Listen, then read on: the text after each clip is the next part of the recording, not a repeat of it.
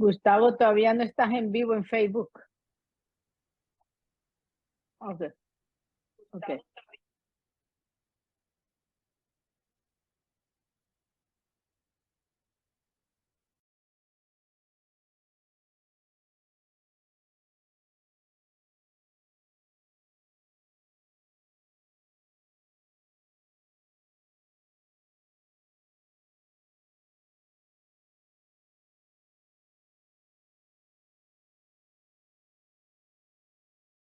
El lunes 29 de julio se activaron los esperados focos de violencia y protesta reaccionaria en Caracas tras el anuncio de los resultados electorales de las elecciones presidenciales que dieron como ganador a Nicolás Maduro.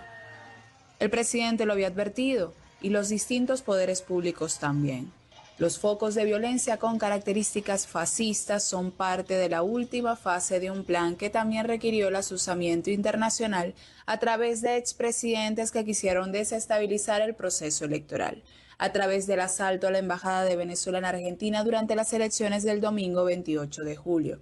Y finalmente a través del no reconocimiento de los resultados de la oposición extremista y radical, local y extranjera. ¿Estás pasando Argentina exige total transparencia del recuento de votos. No vamos a convalidar ningún resultado sin el respaldo de los veedores internacionales, que por supuesto, veedores que no sean títeres del régimen chavista.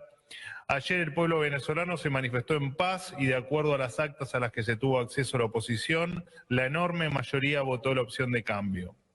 La enorme mayoría votó a favor del mundo libre, occidental y capitalista. La cena está servida y a través de YouTube y redes sociales se inició una transmisión en cadena internacional de los focos de protestas en Caracas. Y esto también hay que decirlo, ocurrió justo después de que el presidente Nicolás Maduro fuera proclamado en el Consejo Nacional Electoral como presidente para el periodo 2025-2031 y aprovechara para denunciar un intento de golpe de Estado a través de los medios y las redes sociales. Y hay una cosa que llaman redes sociales que crea una realidad virtual. ¿Y la realidad virtual quién la controla? Nuestro nuevo archienemigo, el célebre Elon Musk.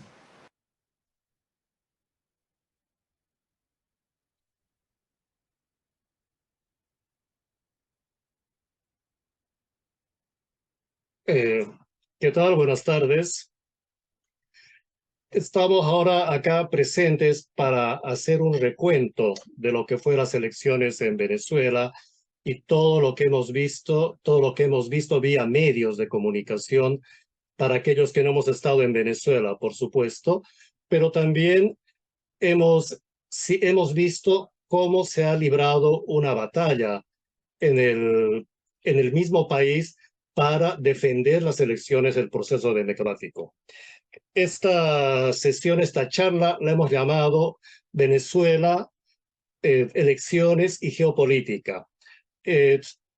Sabemos que desde muchos espacios del poder occidental se trata de defenestrar gobiernos progresistas porque están en juego también los recursos naturales que se encuentran, en este caso Venezuela, son los recursos naturales que son como imprescindibles para una carrera espacial, para una carrera armamentista, y que Venezuela contiene en su territorio. Y por eso esta agresión al país frente a un resultado democrático y que es el resultado de las elecciones.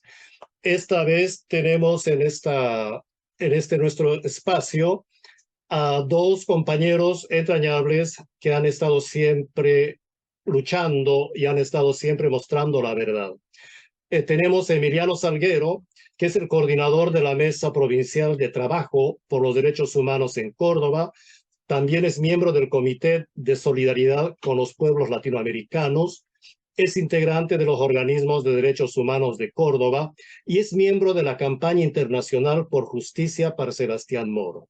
También contamos con la presencia de Julieta Paredes Carvajal, compañera conocida hace muchos años en la lucha en las calles. Ella es poeta, cantautora, escritora, grafitera y activista feminista, descolonial, aymara, boliviana. Ella es la que estuvo en el centro de la formación de Mujeres Creando allá en un lejano 1992 y que ahora es parte del colectivo o de la organización Feminismo Comunitario de Abya Yala. Es autora del libro Hilando Fino desde el feminismo comunitario. Esta tarde les quiero dar la bienvenida a ambos para que nos cuenten un poco, o sea, primero a Julieta le preguntaría que nos haga un testimonio de lo que fue el proceso de Venezuela, sabiendo que ella ha estado en ese momento ahí, sabiendo que ella ha sido parte de ese momento que vivió Venezuela y que lo hemos visto por muchos medios de comunicación. Julieta, te doy la palabra, por favor. Buenas tardes, buenas noches también a algunas hermanas, hermanos y buenos días si alguien va a ver en diferido, ¿no? Muchas gracias, hermanos, compañeros y compañeras, hermanas. Miren, es una cosa muy importante, ¿no? Porque yo ya pasé los 50, ya llegando a los 60 y caminando un poquito más allá. Resulta que mi generación, y aquí está Mari Carmen, también, que es del Farabundo Martí y el sandinismo. Cuando yo tenía 15, 16 años, era Nicaragua, era El Salvador, aquel latido del corazón que nos llamaba a las revolucionarias y los revolucionarios y que era la esperanza para nuestro continente. Quienes habíamos eh, estado formando parte de un pueblo oprimido y que habíamos tomado conciencia y habíamos decidido poner la vida y las esperanzas en la lucha con los pueblos, en la lucha revolucionaria, pues veíamos a Nicaragua y a El Salvador como ese lugar donde, pucha, queríamos estar, ¿no? Con nuestras comandantes, con nuestras guerrilleras, con nuestros hermanos guerrilleros y sintiendo la fuerza revolucionaria. Bueno, eso también pasaba por muchos filtros, ustedes saben, ¿no? Los filtros también de los grupitos, esos que manejan la solidaridad internacional, que siempre hay, ¿no? Bueno, el tema es que nunca pude estar en esos territorios. Pero miren cómo es la Pachamama, hermanas y hermanos.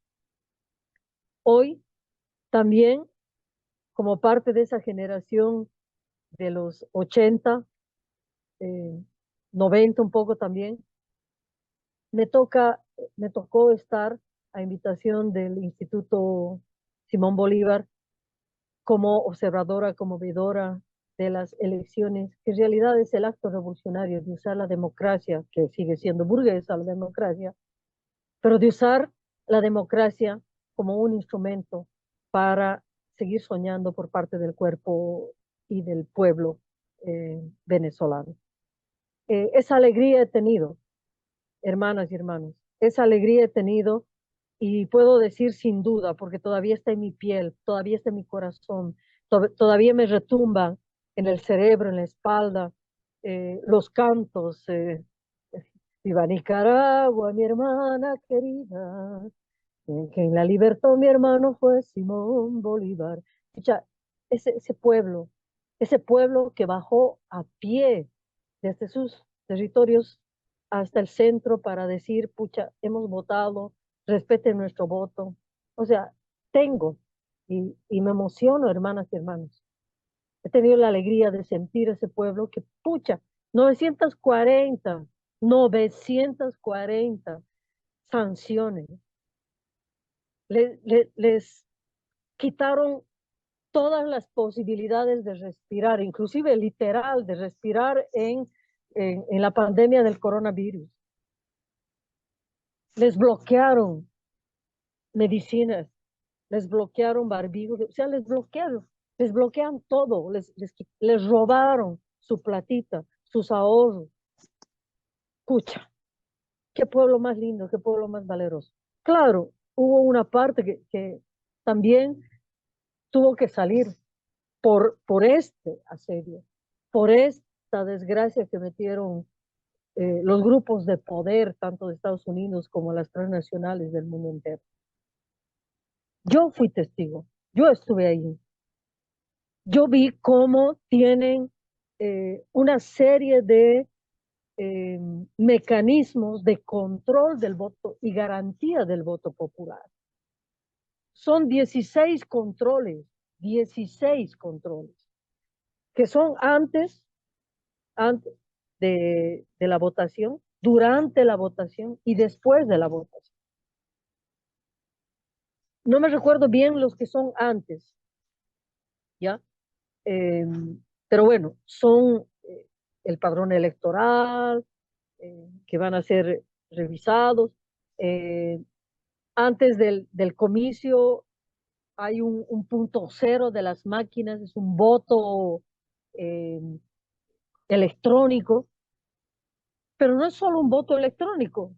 Por si acaso, esa maquinita saca también un papelito que dice por quién has votado y ese papelito también lo metes en una urna al momento de la votación. O sea, al momento de la votación están el padrón electoral, digamos, quienes son habilitados para votar, que ahí tienen la mesa que es elegida, digamos, por sorteo, una cosa así aleatoria, donde también están todos los partidos políticos, tienen que estar en esas mesas y tienen el padrón. Bueno, eh, el momento de votar, ahí tenían cómo elegir y cómo comprobar su voto, y ese voto va a un cajoncito. Después de acabado el escrutinio, eh, es en una sala, digamos en una escuela que hay como 20 mesas, de esas mesas el 54% es ya auditado, digamos en caliente. En caliente ya es auditado. Aparte de haber sido escrutado, aparte de haber sido contados los votos y dar cuántos para tal, cuántos para cuál, etcétera, etcétera, es auditado, es decir, es comprobado al 54% de esas mesas si de verdad, así, al sorteo, no es que hay esta sí, esta no, eh, al sorteo, esas mesas son auditadas y tienen que dar justito lo que dice de esa mesa, por decir la mesa 14, la mesa 22 o, 20, o 18, etcétera, ¿no? Entonces, ahí también ya está auditado. Después, igual, cada quien tiene sus actas y todos esos votos con ese papelito van a la Corte Electoral. Así que, en resumen, yo he visto que la gente ha ido tranquila a votar. Yo no he visto ningún tumulto, no he visto que a alguien no le permitan votar, no he visto que no haya delegados de mesa, todo tranquilo y también bien rápido, más o menos a las 2 de la tarde, entre las 2, 3, 4 de la tarde hemos caminado por los recintos eh, electorales, ¿no? Entonces, estaba todo tranquilo. Nos hemos regresado y también estaba todo tranquilo el día domingo. El día lunes se escuchó alguno, no en la mañana y en la tarde, ahí en el hotel en el cual estábamos, en el Euro Building estaba yo, en esa zona que es una zona muy, digamos, de gente pudiente, por no dar otro nombre, y que probablemente no apoyaba a Maduro, en ese lugar se escuchó algunos gases, algunos así, eh, bulla un poco, ¿ya? El día lunes. El día martes no. El día martes yo no escuché nada. Y el día miércoles, mucho menos. Entonces, ya cuando ya me estaba viniendo eh, para mi territorio, camino del aeropuerto, el día lunes, y un poco regresando para atrás, el día lunes, al día siguiente de, de los comicios, llamaron también a una marcha y caminamos también las calles. Claro, las calles estaban con silencio, el día martes también estaban con un poco con silencio. No es que había muchas movilidades, no, un poco sí, pero no tanto. Y por eso es que digo que la gente que fue a la marcha para apoyar a Maduro y respaldar su voto, bajó a pie, porque no había transporte público. ¿Mm? Y fue militantemente. Y son hermanas y hermanos. Miren, yo he preguntado, un médico está ganando 10, $20, como máximo con unos cancheguitos que hacen aquí, allá, y máximo gana $50. Imagínense, con la crisis económica. Y ese pueblo sigue resistiendo, sigue buscando soñar, afirmarse, ser respetados, respetadas en Venezuela. Entonces, yo fui testigo. Yo vi cómo el día miércoles ya se estaba normalizando y el día jueves mucho más. Y hoy, hermanas y hermanos que están todavía ahí, que están todavía de vedores y observadores que se quedaron, nos dicen, nos refieren que todo ya está normalizado. Entonces, ¿cuál es el interés de decir que hay focos de insurrección, que se están matando? Eso es mentira. Eso es mentira. Por favor, hermanas y hermanos, tienen que creer. Son pequeños grupos que están tratando de generar, que se filman además, ustedes han visto, también se los ha descubierto, con ketchup, con pintura, ahí queriendo decir que hay muertos. Bueno, de haber muertos hay, pero fundamentalmente hay muertos que tienen que ver con los asesinatos que hace también la derecha. ¿No? Esas racias, esa persecución que hacen a las hermanas y hermanos chavistas, ¿no?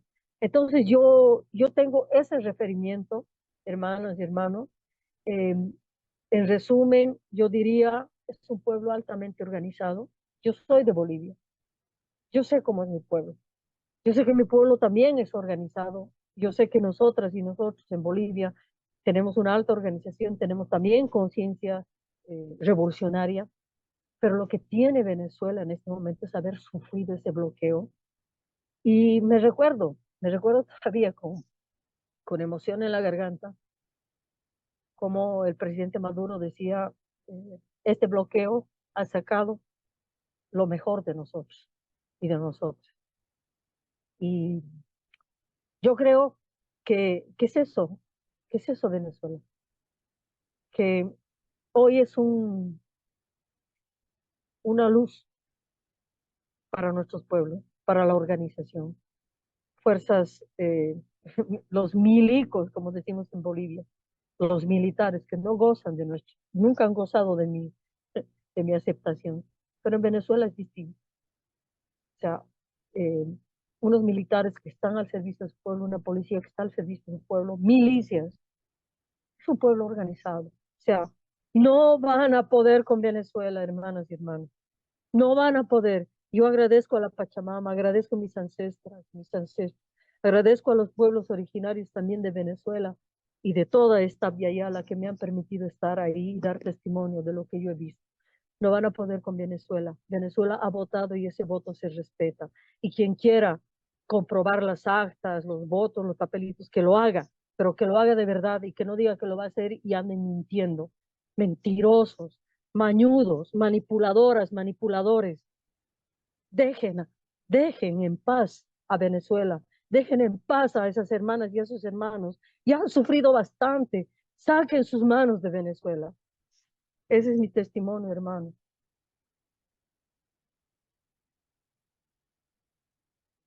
Gracias, Julieta. Gracias por tu testimonio.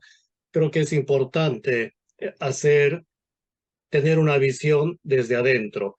Evidentemente, los que estamos con Nicolás Maduro, con el pueblo venezolano, buscamos la información que nos nutre y que nos permite entender qué es lo que está pasando, más allá de las propagandas, más allá del mensaje que tenemos de las grandes corporaciones. Sin embargo, un testimonio como el tuyo es válido porque nos permite ver el país desde adentro, ¿no? Y creo que esa es la importancia de tus testimonios. Ahora voy a dejar la palabra a Emiliano Salguero, un compañero que nos hemos conocido el 2019 o 2020, después del golpe de Estado en Bolivia, y que costó la vida de muchas personas.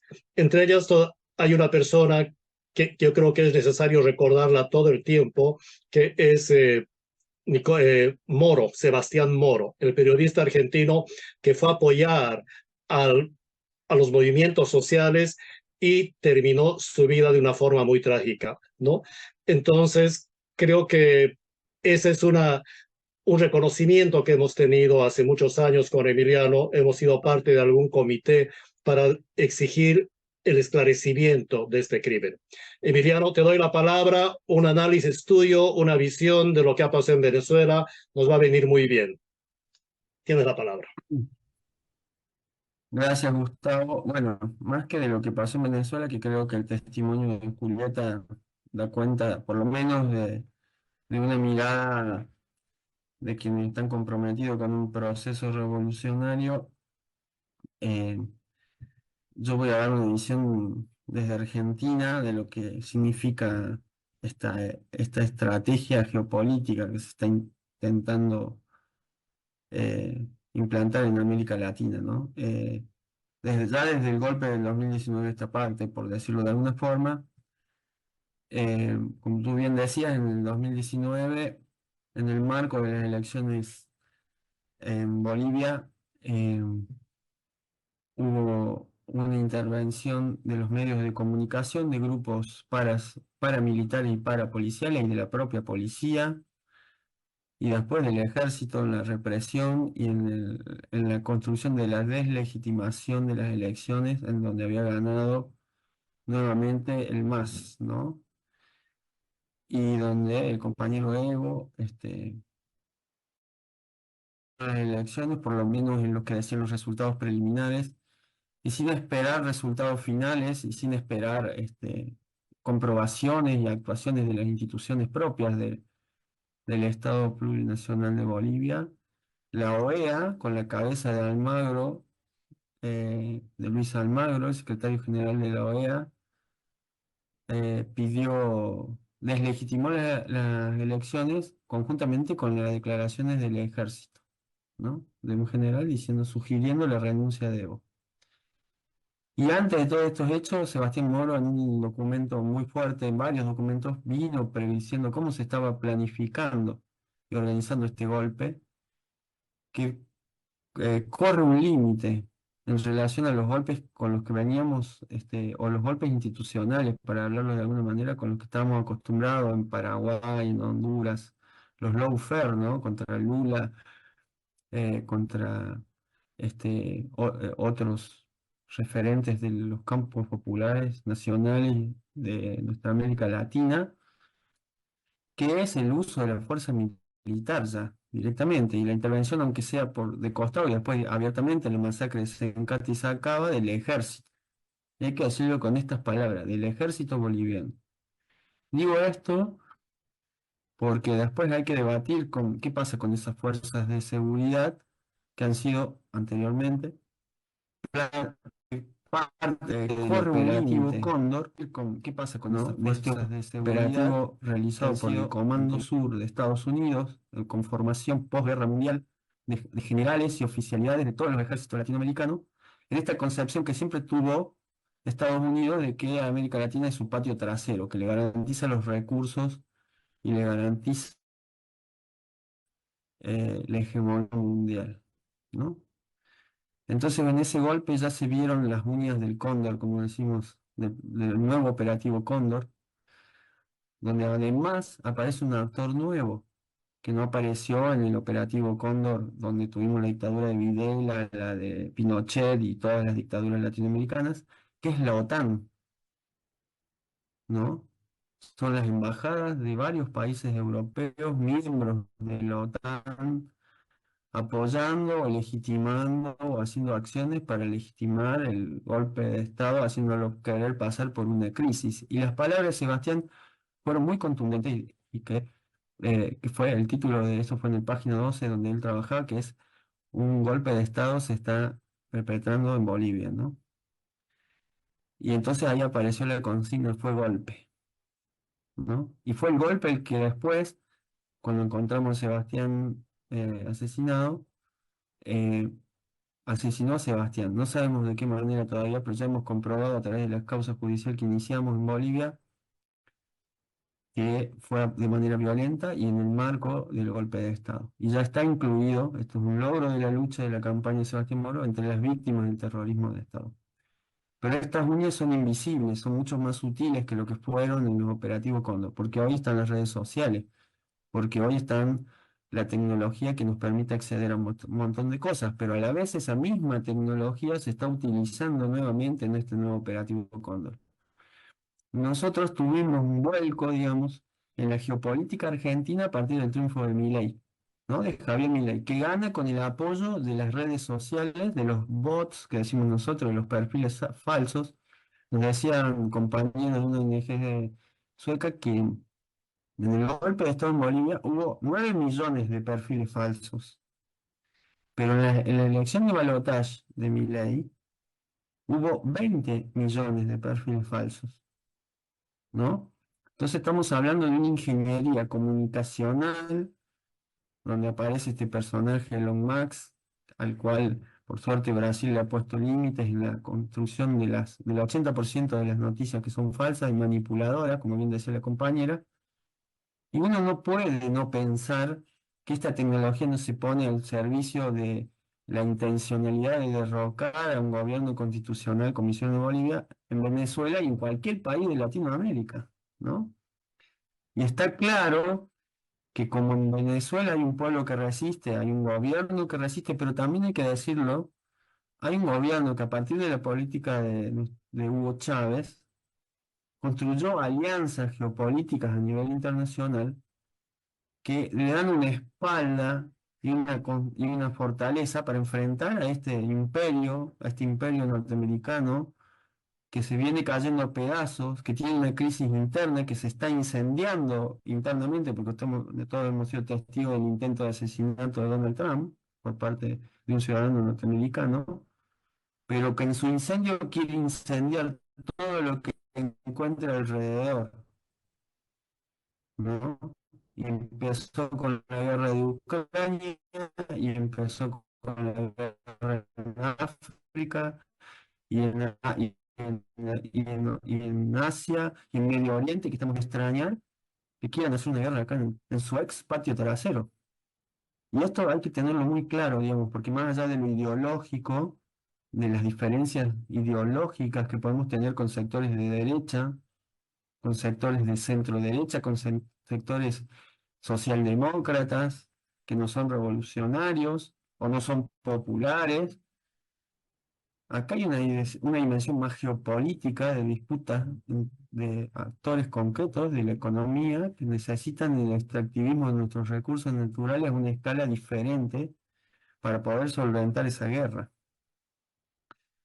Entonces, Venezuela pasa a ser un factor clave porque tiene, como bien decían ahí los compañeros, recursos naturales y sobre todo es una de las primeras reservas de petróleo. No hay posibilidad de sostener en Europa la guerra en Ucrania si Estados Unidos no suministra el petróleo por otro lado. Si no suministra el petróleo a través de sus propias fuentes y de las fuentes de Venezuela y de América Latina, porque también se ha roto un pacto con los países árabes. Ustedes recuerden que el Plan Cóndor nace como producto de la crisis que se conoció como la crisis del petróleo, donde el dólar se empieza a sustentar en los que se llamaban petrodólares, ¿no? Esa era la garantía de que existía, que la emisión de dólares tenía un respaldo concreto. Pero ahora tenemos un capital financiero que está haciendo estallar, o sea, ya los petrodólares no son la base de la cantidad de emisión de dólares que tenemos. El dólar está, como decía el compañero Chávez y el compañero Fidel, está perdiendo valor a nivel mundial. Y Estados Unidos tiene deudas con muchísimos países, entre ellos China, y necesita pudrirla, como decimos nosotros acá. Entonces, a Milei no lo podemos pensar sino en ese marco donde si bien hay demócratas o hay republicanos, hay un cambio también en la política exterior norteamericana. Si no, no podemos entender cómo después digamos, de la payasada, para no decir de la perversidad de Luis Almagro, sigue siendo el secretario general de la OEA, ¿no? Escrachado en todos lados por lo que significó el golpe en Bolivia y particularmente por la muerte de Sebastián Moro.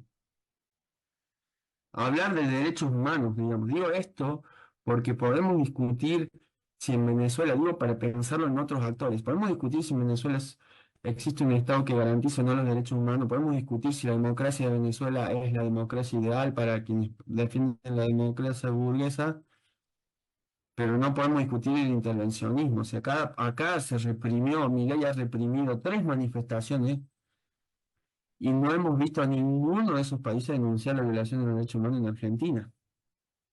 Y Milei reconoció en su política internacional, sin consultar al Congreso de la Nación, a el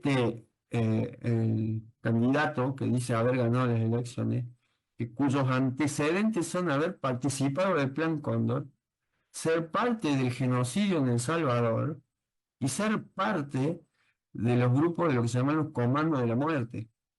Y esto lo puedo decir yo porque nosotros venimos trabajando con la FEDEFAM, que es la Federación de Familiares Desaparecidos, que nace a partir del Plan Cóndor como una articulación de las organizaciones de derechos humanos en toda Latinoamérica, que lo denuncian por haber asesinado, entre otras cosas, a 6 curas, ¿no? Por eso le dicen el mata curas. Y esto, digo, que están denunciados por las organizaciones de derechos humanos de El Salvador y de otros lados, no se cuenta en esa prensa que habla de la violación de los derechos humanos en Bolivia, ¿no? Los derechos humanos, perdón, en Venezuela. No lo cuenta la prensa, no lo cuenta esa prensa que dice que las elecciones son fraudulentas y que la oposición ganó con el 70% de los votos. Entonces, nosotros acá, por lo menos en Argentina, siempre se ha comparado a Venezuela como un país al que no queremos ir, al que no queremos llegar. Dicen que Argenzuela, usan la palabra acá Argentina se va a convertir en Argenzuela, eso dicen los medios del poder, los medios que sostienen este gobierno de Milei, porque además utilizan como fundamento la migración venezolana, que es producto de la crisis que a veces existe, producto de los bloqueos que hemos vivido en otros países, pero no hablan, por ejemplo, en el caso de El Salvador, de los que hay 2 millones de habitantes en El Salvador, en Estados Unidos, por la migración en El Salvador, ni de la migración que tenemos en Guatemala, en Honduras y en toda Centroamérica hacia el límite entre México y Estados Unidos. De esa migración no hablan, ¿no? Entonces la doble vara de los derechos humanos en América Latina, ¿cómo es? Acaban de aprobar en Perú.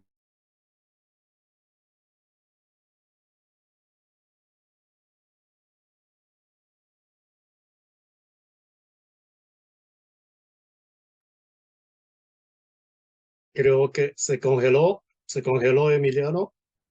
Sí,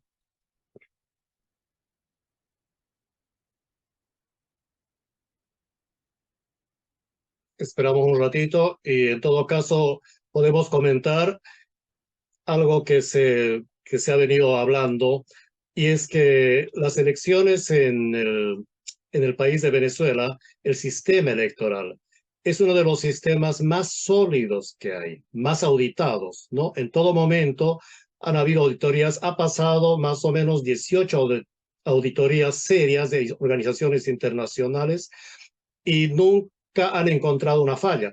Es uno de los sistemas que asegura el 100% de la veracidad de los resultados. Pese a eso, la guerra mediática, que le llaman la guerra neurológica, que es que esta guerra que hace parte de la quinta generación, guerras de quinta generación, pese a ello, han construido toda una narrativa en torno a un fraude que en el sistema electoral venezolano es casi imposible. Es otra vez otra de las guerras, otra de las batallas que se tiene que enfrentar cuando hay gobiernos progresistas que están tratando de salir a flote, de tener el control del país, el control soberano de la soberanía, y que no los dejan ejercer porque hay siempre una parte tecnológica que está complotando, que está tratando de destruir la institucionalidad. Lo estamos viendo esto ahora un poco en Bolivia también, ¿no? Donde tenemos la presencia muy fuerte del gobierno de Estados Unidos y está tratando de desinstitucionalizar el país, que le ha costado mucho trabajo tener una institucionalidad como nunca antes la tuvo. Julieta, hasta que entre Emiliano, tal vez puedes hablar un poco, referirte un poco a otros aspectos del hermano país de Venezuela. Bueno, creo que es importante un poco hacer el análisis, ¿no?, del momento político que estamos viviendo en nuestros territorios y en el mundo. La invasión colonial de 1492 a nuestros territorios nos permite hoy en día analizar lo que llamamos hoy el imaginario social del cual provienen estos invasores colonizadores. Esos invasores colonizadores vienen de una mentalidad de apropiación, usufructo y depredación para fines usureros de la madre tierra, de la tierra como tal, y de la madre tierra en términos de lo que nosotros como pueblos indígenas originarios llamamos de toda la vida, la espiritualidad. O sea, la invasión colonial tiene como sus actores, que en un primer periodo son principalmente hombres, que junto con los cascos de sus caballos pisotean no solo el territorio, sino las culturas, las formas organizativas, eh, las formas espirituales de la vida en nuestros territorios. Entonces, a partir de esa invasión colonial violenta, depredadora, pisoteadora, se instauran relaciones de entender los territorios de lo que hoy nosotros como pueblos indígenas originarios llamamos Abya Yala, y que ellos llamaron América del Norte, Centro y Sur. A partir de ese momento, lo que está en juego es una visión de cosificación, de propiedad privada de la cosa, que serían nuestros territorios, nuestras vidas, nuestra historia, nuestra memoria, ¿no? Y ponerlo ellos como una cosa, propiedad privada de estos invasores coloniales al servicio de su voluntad, de su capricho, de sus planes, de sus usufructos, de las decisiones que ellos tienen. Entonces yo creo que eso es importante de entender, dónde está ese origen de esa mentalidad. O sea, una cosa son los españoles, que también son parte de esa mentalidad, pero otra cosa son los ingleses y los ingleses que, escapando de Inglaterra también, luego van a venir a nuestros territorios y van a construir lo que hoy vemos como Estados Unidos, ¿no? Entonces, esa mentalidad colonizadora, depredadora, de cosificación de nuestras vidas, de los territorios, de la tierra, de todo lo que vive, es como si tuvieran una muñequita, un carrito, y que ellos le van a dar cuerda para que funcione alrededor de ellos. O sea, esa es la mentalidad. Yo creo que eso tenemos que tomar conciencia, que esa es la mentalidad de estos grupos de poder que están dominando el mundo.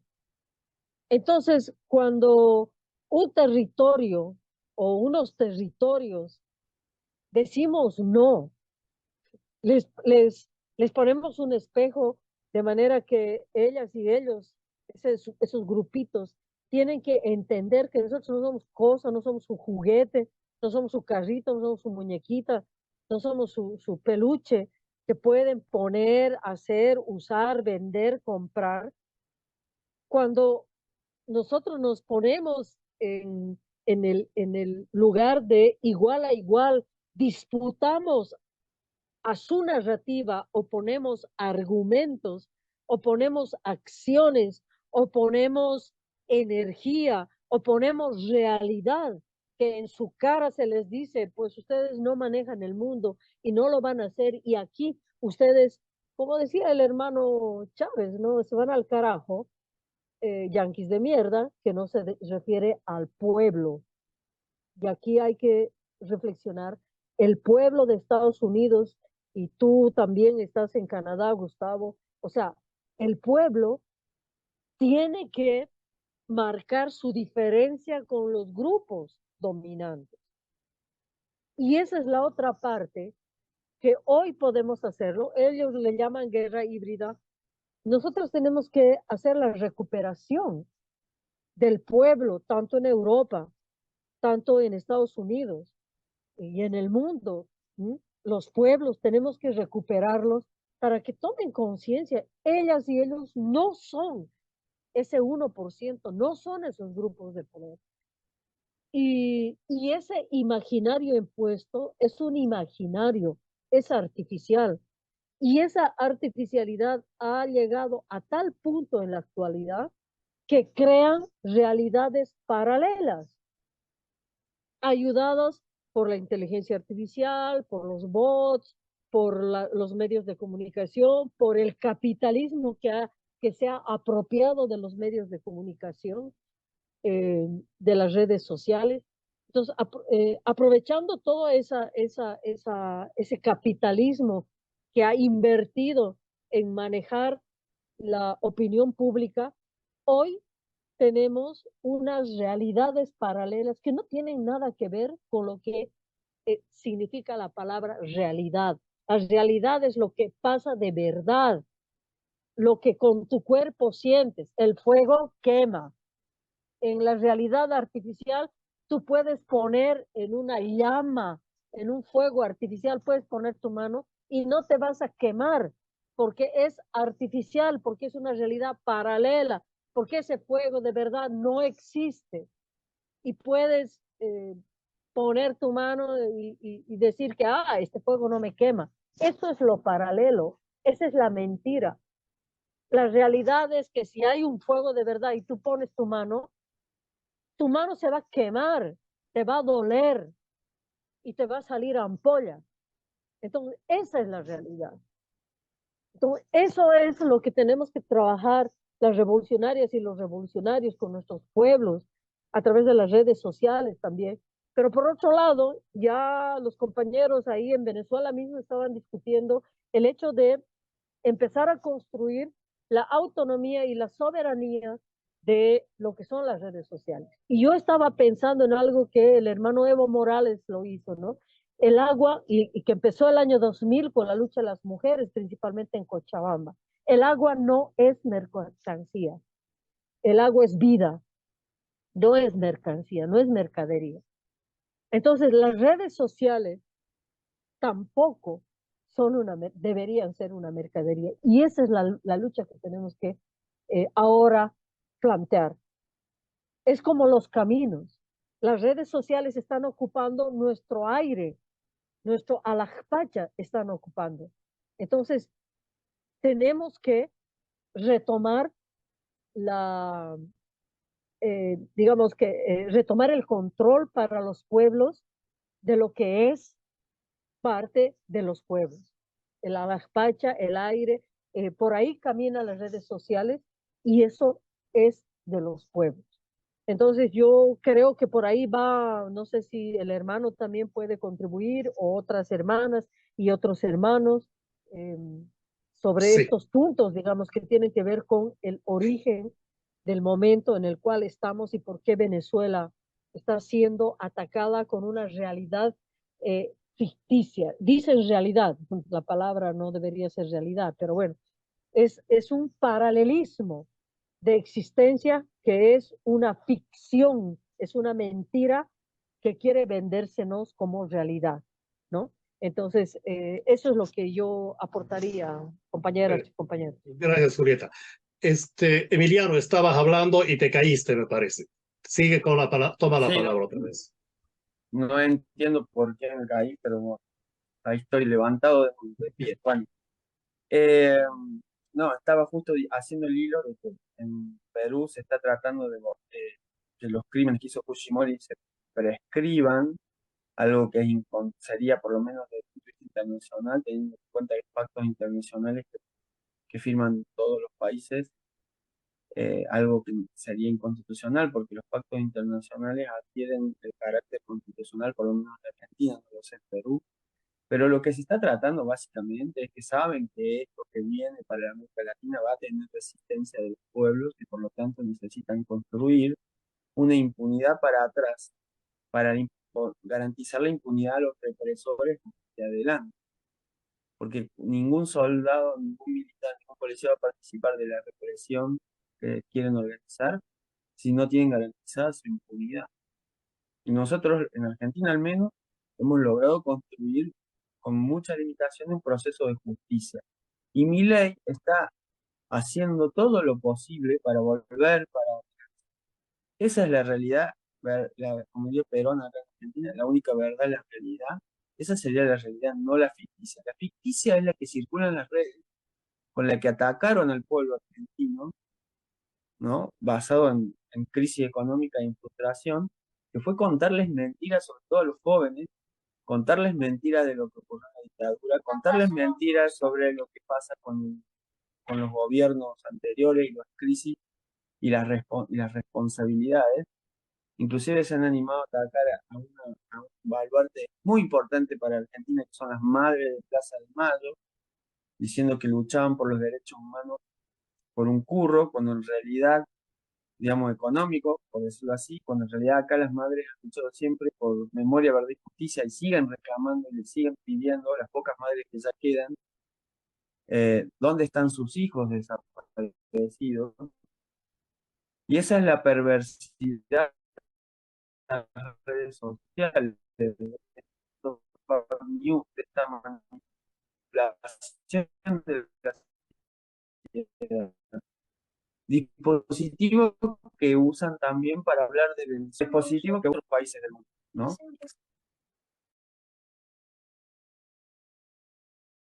Disculpa, pero tengo acá el niño que me molesta. Y en ese sentido, nada, poder pensar que no existe la posibilidad de cuestionar el éxito del país sin el acompañamiento de otros regímenes de la región y que por lo tanto tenemos el compromiso de militantes revolucionarios o de derechos humanos o que defendemos la democracia burguesa o lo que sea, de construir una región de paz y de democracia en América Latina. Tenemos que avanzar en las políticas de derechos humanos populares en América Latina. La bandera de los derechos humanos es una bandera que ha usado el imperio, pero tenemos que apropiarnos de esa bandera y construirla como una bandera que permita ponerle límites a estas manipulaciones, a estas masacres y a estos asesinatos que hemos sufrido los latinoamericanos a lo largo y ancho de nuestro viajar. Y creo, particularmente, que para el caso de Bolivia, y hablo de un hecho reciente, que por ahí que fue polémico en las discusiones de las organizaciones populares, hay que saber, hay que desconfiar de las Fuerzas Armadas, hay que desconfiar hasta que no las democraticemos, como es la Fuerza Armada de Venezuela. Acá no hemos logrado democratizar las Fuerzas Armadas en América Latina, ni en Brasil, ni en Argentina, ni en Uruguay, ni en Paraguay, ni en Chile, ni en Bolivia. No hemos podido hacer eso. Todavía no lo hemos podido hacer. No hemos podido construir unas Fuerzas Armadas que respeten a nuestros pueblos y que tengan la bandera de la soberanía. Tenemos esas Fuerzas Armadas que han sido parte del Plan Cóndor, parte del Operativo Cóndor, todavía trabajando en ese sentido con los servicios de inteligencia y con la CIA y con todas las organizaciones del Departamento de Estado y del Comando Sur norteamericano. Entonces, no seamos ingenuos frente a esa situación. Podemos tener muchas discusiones, pero cuando veamos un tanque en la calle, tenemos que decir, fue golpe, no al golpe. Tengámoslo bien claro. Eso es lo que quería decir. Gracias, Emiliano. Creo que todo apunta a, de alguna manera, a mostrar que tenemos una batalla, una guerra muy fuerte de tipo cultural, ¿no? Estamos viendo cómo se quieren imponer ideas o sistemas más allá de lo que es la realidad. Nos hacen pensar en una realidad medio virtual, como decía Julieta, con todas las herramientas tecnológicas que tenemos ahora. Creo que ese hecho de monopolizar los medios de comunicación, de monopolizar la inteligencia artificial, de monopolizar los medios de comunicación en este mundo está creando ese daño, si quieren, como decían, intelectual, ese daño emocional, ¿no? Como la guerra emocional que le llaman. Y creo que es muy importante realmente darse cuenta de que estamos viviendo una realidad que no es la que se transmite por los medios de comunicación. Me parece que podemos hacer algunas preguntas ahora. Si la gente quiere participar, podemos darles un poco el espacio para pensar, para más o menos ver qué quieren decir, alguna reflexión al respecto. Tenemos compañeros y compañeras que han entrado a este conversatorio y que me parece muy interesante, porque más allá de las elecciones de Venezuela o de la parte del resultado democrático electoral, vemos que hay otras cosas que participan y que hacen parte de toda esta trama, si quieren, nuestra trama política, geopolítica. Desde ya quiero decirles que Venezuela es uno de los países más ricos en términos de recursos naturales, en términos de recursos mineros, por ejemplo. Tiene casi el 40% de las reservas de diamantes del planeta. También es la segunda reserva más grande del mundo de coltán, que es la pieza fundamental para hacer los celulares. También tiene tierras raras, que son ahora un botín para las empresas que trabajan en los conductores y semiconductores. Además de ser el país que tiene las mayores reservas mundiales de petróleo, ¿no? Evidentemente, todo esto configura a Venezuela como un país que no lo pueden dejar caer en su independencia o en su soberanía, porque saben que ellos van a tener que ir a negociar por estos recursos y lo que quieren es asaltarlos, como siempre lo han hecho, como ya nos dijo también Julieta. La impunidad que habla Emiliano me parece que es importante, porque ellos ya no creen en la democracia la quieren destruir poco a poco o rápidamente, pero están entrando en un juego antidemocrático, validando otro tipo de regímenes no dictatoriales con cara democrática, pero que en el fondo necesitan crear estos mecanismos de impunidad para que tengamos de pronto un Guaidó, ahora vamos a tener una Machado, vamos a tener un González, que van a disfrutar de todo lo que han robado, de todo lo que han hecho posible también que los otros roben, y van a ser impunes y se van a ir paseando por el mundo. También ahí vemos a un Zelensky en el futuro que tal vez va a ser otro del grupo de los impunes, ¿no? Que son, si quieren, aventajados de la impunidad. ¿Alguien quiere hablar? Julieta, Emiliano, si tienen algún otro comentario, por favor. A mí me parece importante hablar del factor militar, ¿no? De la violencia legitimada. Y desde el feminismo comunitario de Abya Yala, como parte de esta organización y de este movimiento, nosotras permanentemente venimos hablando con las luchadoras y los luchadores, con el mundo eh, revolucionario, con las activistas, con quienes además forman parte de las organizaciones sociales que se autodefinen revolucionarias, la discusión imprescindible sobre la violencia estructural. Nosotras como feminismo comunitario, al caracterizar el sistema contra el cual luchamos como un sistema planetario de dominio patriarcal, estamos diciendo que en la base de la estructura o digamos, el factor estructurante de este sistema planetario de dominio patriarcal es la violencia, donde los cuerpos de las mujeres son los que más van a eh, ser víctimas de esa violencia, que están en la base de esa violencia. Por eso le llamamos sistema de dominio patriarcal. Ahora, no cualquier mujer, porque hay mujeres que oprimen a hombres y hay mujeres que oprimen a mujeres, ¿no? Entonces, no estamos hablando de todas las mujeres en general, pero estamos hablando de la mayoría de las mujeres que están a la base de este sistema de dominio patriarcal. Entonces, cuando el feminismo comunitario señala que la violencia hacia las mujeres es el molde, es la plantilla con la que luego se va a replicar esta plantilla en todas las relaciones sociales, en todas las relaciones que construyen los pueblos, los gobiernos. Lo que estamos diciendo y es poniendo en evidencia es que este sistema patriarcal tiene en las relaciones interpersonales, familiares, comunitarias, más inmediatas y cotidianas, eh, el eslabón, digamos, a través del cual nos tiene este sistema enganchados, aprisionados. Y en tanto y cuanto no reflexionemos, decimos nosotras, podemos estar equivocadas, pero bueno, vamos a discutir, ¿no? En tanto y cuanto el mundo revolucionario no se percate de eso, no atienda eso, ¿qué significa atender a eso? Es que nuestros hermanos hombres, porque son los hermanos hombres los principales que van a ejercer violencia cotidiana contra las mujeres.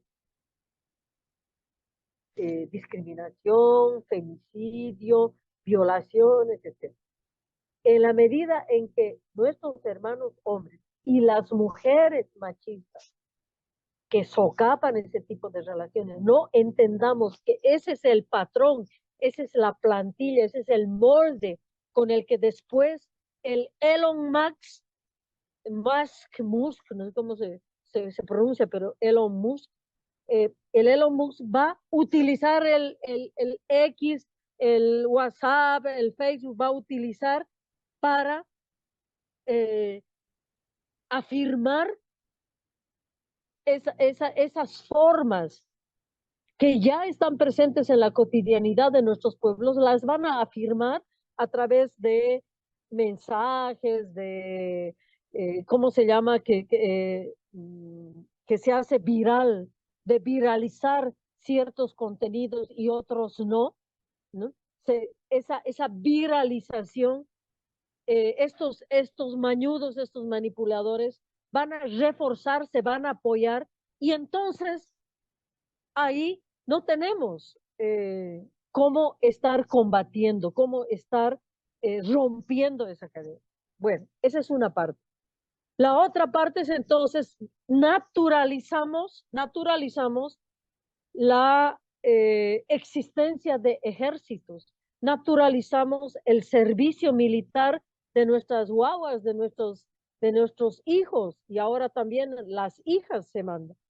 Otra cosa es trabajar por la defensa, otra cosa es prepararte para defender tu territorio, esa es otra cosa.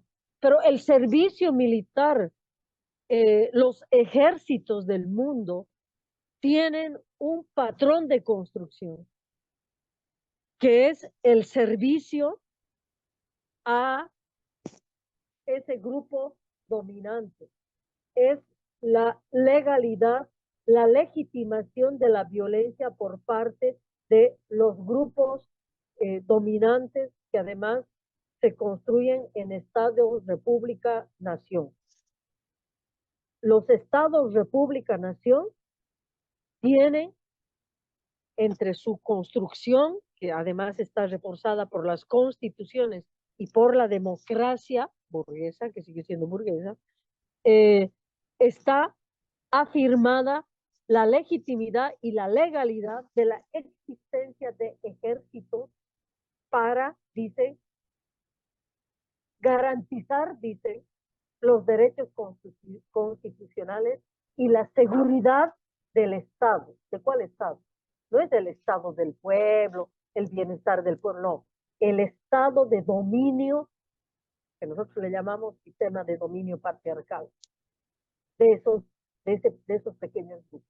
Entonces, mientras no discutamos eso, mientras no discutamos la ligazón de la vida cotidiana con la construcción de un imaginario social que hoy es manipulado por las redes sociales y por la legitimación a través de constituciones, de leyes, de lo que es la democracia burguesa y el voto cada 4 o 5 años, etcétera, que se ejerce y que básicamente legitime, que es usado por estos grupos de poder. Mientras no reflexionemos sobre toda esa articulación y ese tramado perverso, sádico, morboso, despiadado,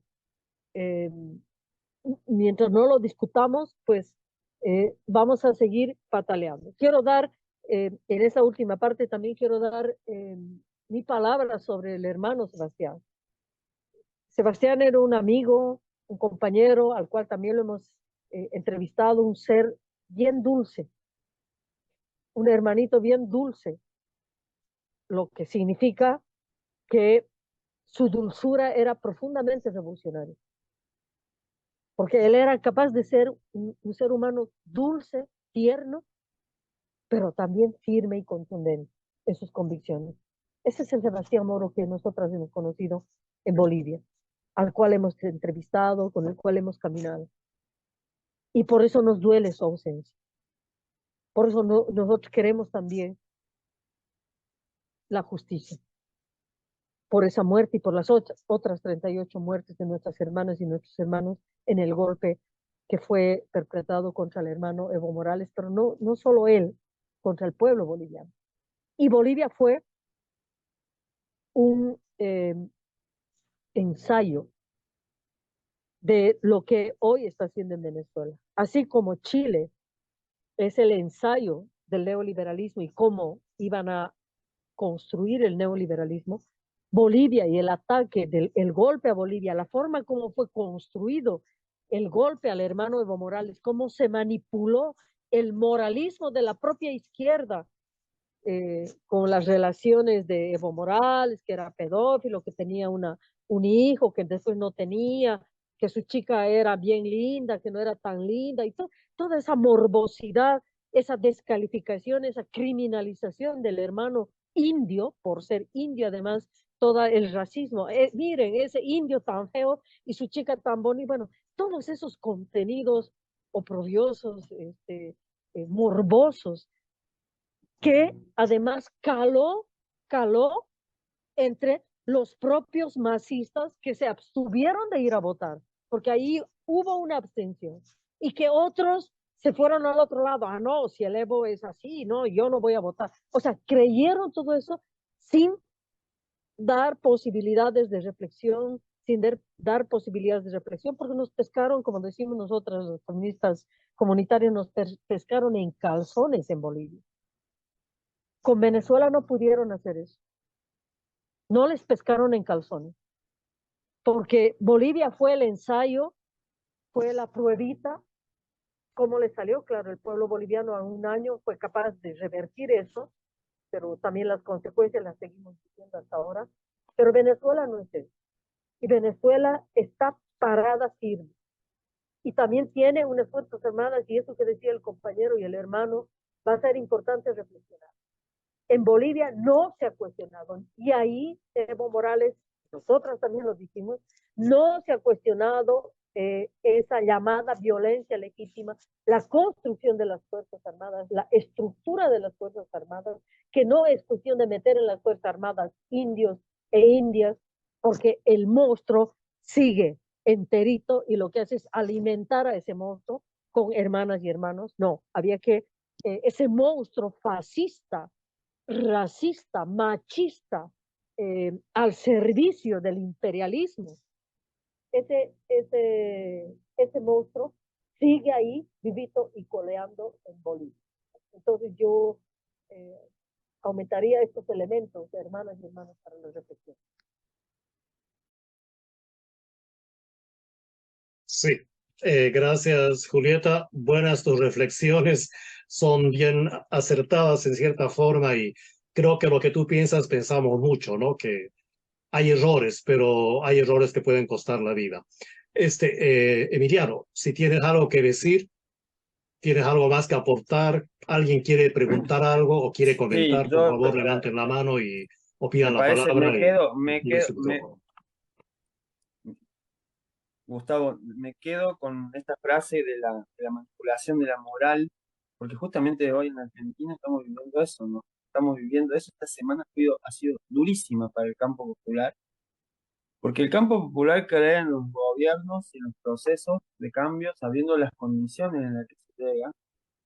Por ejemplo, que Cristina estuvo impedida de poder ser candidata por una correlación de fuerza política. Y no vimos la reacción que hay ahora, por ejemplo, o sea, no estoy discutiendo, y esto lo digo frente a un militante de feminismo, que las feministas tengan razón en cuestionar a Alberto por lo que el escándalo que hemos vivido hoy con su ex mujer, ¿no? En la Argentina, para el que no sabe, hay un escándalo por supuestamente la violencia de género que Alberto, como presidente, Alberto Fernández, ejerció sobre su mujer. Pero resulta que las responsables son las feministas que han luchado y que han conseguido políticas públicas de derechos humanos. Y el resultado es, como estos venden humo, borramos las políticas de derechos humanos, ¿no? Entonces usan los derechos humanos y el feminismo y el ambientalismo, pero para no construir derechos humanos, ni derechos de las mujeres, ni el respeto a la Pachamama, sino para destruirnos a nosotros a través de derechos humanos. Y eso es uno de los ejes de la batalla cultural que estamos dando acá, ¿no? Es complejo lo que estoy diciendo, pero mi ley es un ensayo, un nuevo ensayo de la derecha, con discursos violentos, abiertamente violentos, justificadores de la violencia, de la crueldad planificada, y en un contexto donde ellos ya saben que, y lo digo así, que el pueblo venezolano no va a ser vencido tan fácilmente y que los pueblos latinoamericanos van a dar resistencia para las pretensiones que ellos tienen en esta nueva etapa en este contexto geopolítico. Entonces es muy importante que nosotros podamos construir alianzas con distintos sectores de nuestra sociedad, no solamente con los que somos revolucionarios, para que al menos el marco de la disputa política no sea desde la violencia y no sea desde la guerra que nos vienen a proponer, de que es la cancelación y la eliminación del que piensa diferente. Y es muy difícil para nosotros porque no tenemos la herramienta que tienen. Permanentemente, acá en la Argentina, las redes sociales generan odio, generan racismo, como decía la compañera, generan machismo, o sea, se basan en esas batallas culturales que no hemos podido todavía, en las que no hemos podido vencer para destruirnos como sociedad y como comunidad. Y por eso los pueblos originarios hoy son una bandera y una luz para entender cómo darle resistencia a este proceso. Porque hay un proceso ancestral comunitario que nos tiene que enseñar muchas cosas a las poblaciones que no somos descendientes del pueblo originario y que no tenemos esas tradiciones comunitarias o que las tenemos a medias. Las hemos tenido, las tenemos, hay cooperativismo, hay organizaciones, hay un campo popular que ha tenido resistencia, memoria, pero hay que agarrarse de cosas mucho más profundas para enfrentar lo que se vive. Gracias, Emiliano. Alfredo, pediste la palabra, por favor, te invito a activar tu micrófono.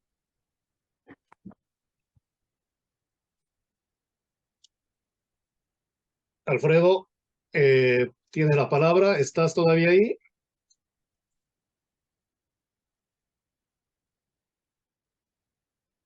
No, parece que no. Ahora me Ya, oye. ahora sí, Alfredo. correcto.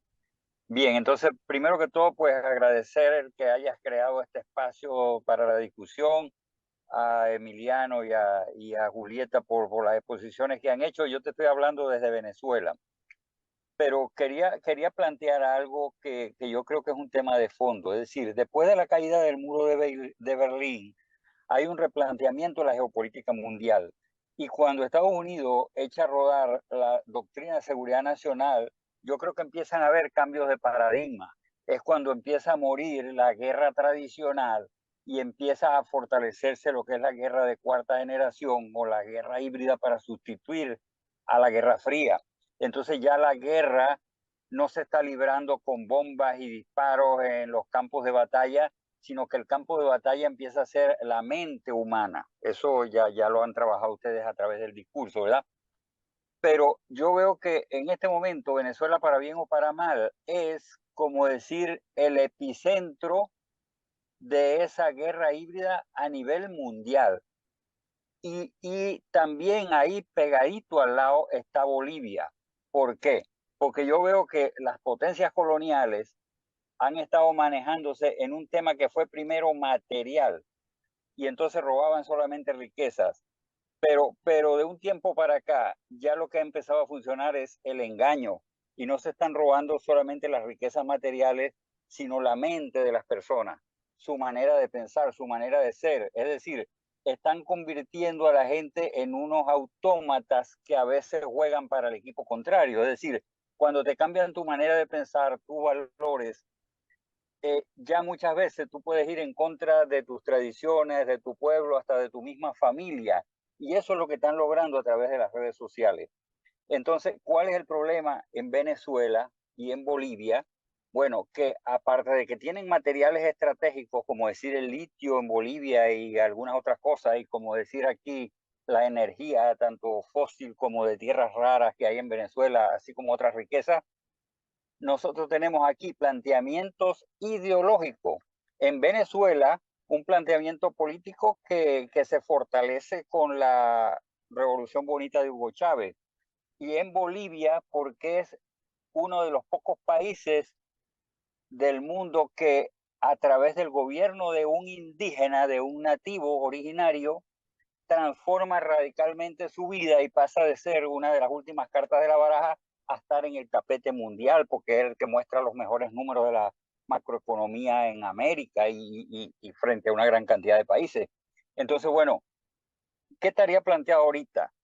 Tratar de fortalecer muchísimo, por ejemplo, al compañero Lucho Arce, para que no vaya a caer en una desgracia como la que cayó el gobierno de Ecuador con Lenín Moreno, o los otros derrumbes de la izquierda que estaba empezando a fortalecerse y que era incipiente, que en Venezuela no han podido derrumbar, pero que ha habido una serie de elementos tanto en Centroamérica como en Sudamérica que han sido desbancados y sustituidos por gobiernos títeres como el de Milei, que es el Zelensky americano, y otros casos que se están dando. Entonces, el problema aquí es que cambiamos el estilo de la guerra. Y si bien es cierto que probablemente a Venezuela no tenga una invasión militar como las tradicionalmente conocidas, ya la tenemos hace mucho tiempo, a través de las redes sociales, a través del imaginario popular, etcétera, porque, digamos, se está formando como un foco que es infeccioso para el capitalismo y que lo puede terminar de matar. Entonces, los dos países que yo veo a la cabeza de Abya Yala, desde este punto de vista, es Venezuela y Bolivia, porque además de sus recursos materiales, tienen ese recurso ideológico o ese recurso espiritual. O sea, la guerra dejó de plantearse en un plano material de las invasiones físicas, de llevar los tanques y bombardear y después recoger lo que quedaba. Y entonces ahora ellos no están poniendo ni siquiera los muertos, porque le están cambiando la mentalidad a la gente. Lo que se está tratando de hacer en Venezuela, dividir el país en dos pedazos más o menos del mismo tamaño y poner a la gente a matarse unos con otros, para después ellos venir a tratar de poner orden, entre comillas, y quedarse con todo lo bueno que hay aquí. Y eso se corre el peligro de que pudiera ocurrir en Bolivia también. Pero ya está ocurriendo. Ocurrió en Libia, por ejemplo, cuando corrieron la imaginario popular de que Gaddafi era un aberrado sexual, de que era dañino, de que era un tirano, y tenía a Libia con el mejor nivel de vida de África, y entonces bajo ese imaginario popular perverso lo hicieron desarmar, lo hicieron confiar en Occidente. La Hillary salió riéndose de cómo había caído en la trampa y al poquito tiempo lo mataron. Entonces esos son los riesgos a los que nos exponemos. Me perdona si me extendí mucho, pero creo que había que pensar en dos factores, creo yo. Uno es hacer este tipo de cosas que tú estás haciendo, el compartir muchísimo y utilizar sus propias herramientas, como son las redes sociales, y otro, buscar por la vía diplomática herramientas un poco más poderosas, más contundentes, más formales, como pudiera ser ASA, el organismo multilateral que estaba promoviendo Hugo Chávez para unificar la diplomacia africana con la diplomacia latinoamericana y entonces crear un organismo fuerte multilateral que represente al sur global y que sirva de escenario para este tipo de cosas que nos permitan hacerle frente a esa política perversa de las potencias capitalistas que no quieren terminar de morirse. Y corto aquí porque creo que me encadené demasiado. Gracias. ¿Alguien quiere responderle? Emiliano o Julieta, ¿quieren comentar lo que el compañero dice?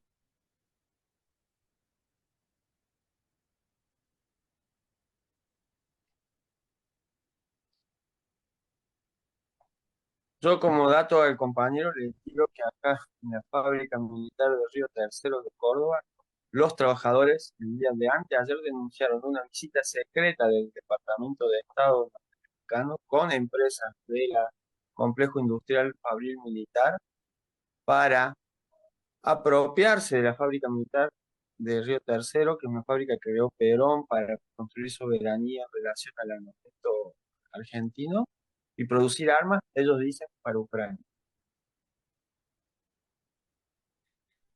Estamos hablando de un giro en la política. Si bien está esta guerra híbrida,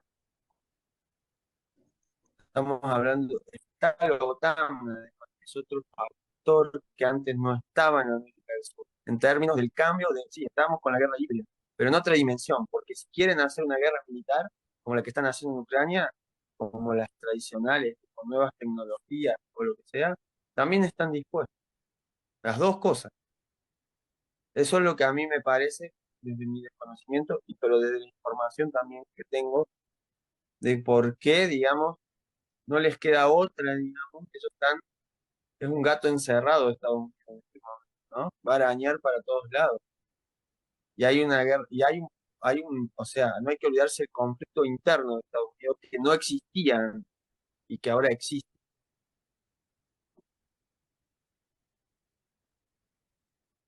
Sí. Julieta.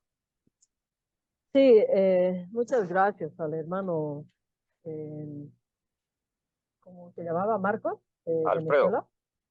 Alfredo. Sí, sí. Sí, perfectamente de acuerdo con usted, hermano. Yo considero que aquí entre Venezuela y Bolivia tenemos dos fuerzas, dos energías que están moviendo el continente de Abya Yala, ¿de acuerdo? Y ahí agregaría algunos elementos que tienen que ver, que yo más me he referido a Venezuela, agregaría de parte de Bolivia, ¿no? El proceso de descolonización, ¿sí? El proceso de descolonización que lo hemos iniciado con la desmitificación de la constitución política del Estado, un proceso constituyente y un proceso constituidor, nos ha permitido ya la forma altamente reconocida mismo por el Che Guevara, ¿no? Porque el Che Guevara ve en Bolivia un lugar, un espacio, un territorio donde la organización era fuerte, era contundente. Por eso el hermano Che Guevara también se anima a plantear las guerrillas los años 60, 67 que muere, ¿no? Entonces, a esa organización del pueblo boliviano el proceso de cambio y ese proceso constituidor de un nuevo país, una refundación del país, nos ubica en esta guerra llamada híbrida, donde principalmente se están disputando a través de las redes sociales las mentes, los corazones, ¿no? En Bolivia, ese país olvidado, teníamos un caudal, ¿cómo decir? Una fuente, un ojo de agua, de espiritualidad, de energía, de ancestralidad, de memoria, ligada y articulada con los procesos revolucionarios eh, que, que forman parte de la cotidianidad y de la contemporaneidad.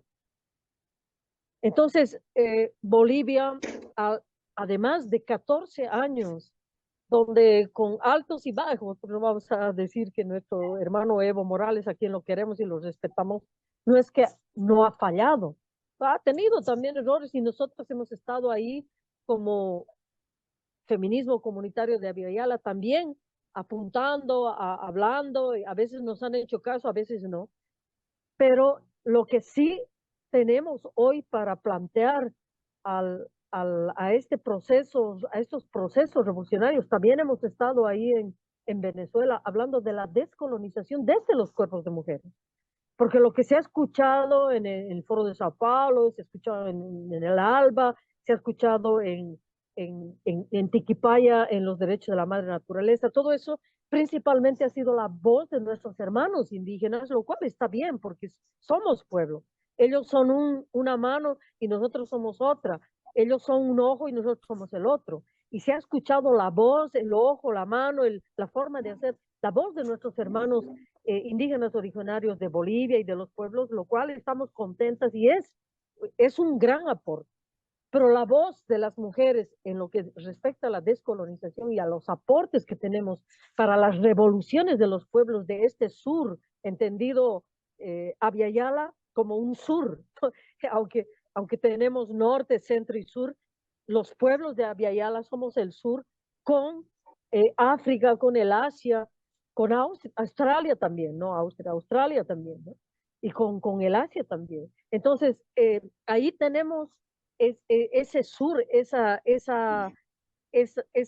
contundencia de la lucha contra el eurocentrismo y el pensamiento eurocentrado que domina hoy ese sistema de dominio patriarcal, como nosotros le llamamos. Entonces, la descolonización entendida, también la descolonización de los pensamientos revolucionarios, ahí, y con todo cariño y todo respeto, sí, Simón Bolívar, un hermano, un caraqueño, que amaba nuestro territorio, Bolivia, por eso Bolivia también se llama Bolivia, a partir de Simón Bolívar, ¿no?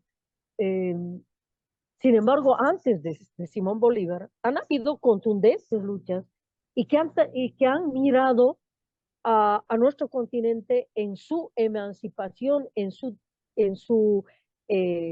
digamos, lucha contra la colonia, en un proceso que hoy nosotros le podemos llamar de descolonización. Y no estoy usando la palabra anticolonial. A propósito, no estoy usando. Estoy hablando de lo que hoy nosotras podemos denominarlo como un proceso descolonizador, porque es un proceso, no es un lugar de maniqueo, de aquí estamos los buenos y allá están los malos. Entonces, Simón Bolívar desde la lectura y con todo cariño y todo respeto, es alguien que a partir de los 1800 va luchando, pero la lucha en estos territorios es desde el primer momento que la invasión colonial pisa estos territorios y hombres y mujeres de los pueblos originarios teníamos propuestas. Hay que leer los manifiestos de Bartolina Sisay y Tupac Katari, que planteaban la liberación, la emancipación, la incorporación de los criollos, pero bajo las formas ancestrales de manejo administrativo y territorial de nuestra cultura, de nuestra ancestralidad. Y eso nunca nadie lo ha estudiado. ¿Mm? Y si el hermano Simón Bolívar hubiera escuchado, hubiera entendido, tal vez lo hubiera recogido, pero bueno, pues ahí se los ha matado a Tupac Katari, ¿no? Y a Bartolina Sisa. Bueno, entonces ese es un elemento, la descolonización, entender las luchas revolucionarias como no solamente a partir de las fundaciones de la República, ¿no? Sino entenderla como un continuo en contra de una invasión colonial y que también hay necesidad de descolonizar las luchas de la construcción de los estados-nación y las luchas también eh, de la construcción de la patria grande, de la patria socialista, las luchas antidictatoriales, también hay que descolonizarlas, ¿no? Eso es lo que son los aportes que se han ido elaborando, se han ido profundizando en Bolivia y que son algo que le ofrecemos a nuestras hermanas para ver si también estamos bien o por ahí estamos también totalmente equivocadas, ¿no? Hay que verlo. Y otro elemento es la despatriarcalización, ¿no? Cuando nosotros estamos hablando que las mujeres somos la mitad de cada pueblo, estamos hablando de la mitad revolucionaria. Incluidos nuestros hermanos revolucionarios, pero los gobiernos toman a las mujeres como si fuéramos un sector entre sectores, un tema entre tantos temas, un problemita, ¿no? De las mujeres entre tantos problemas que tienen que enfrentar los gobiernos. Y no, las mujeres somos la mitad de todos los temas, de todos los problemas, de todos los sectores. Entonces, esa es otra, y eso el hermano Evo lo ha recogido en el plan de la política pública del año 2009, del año 2008, lo ha aprobado el marco conceptual. Las mujeres somos la mitad de los problemas, la mitad de las revoluciones, la mitad de las esperanzas.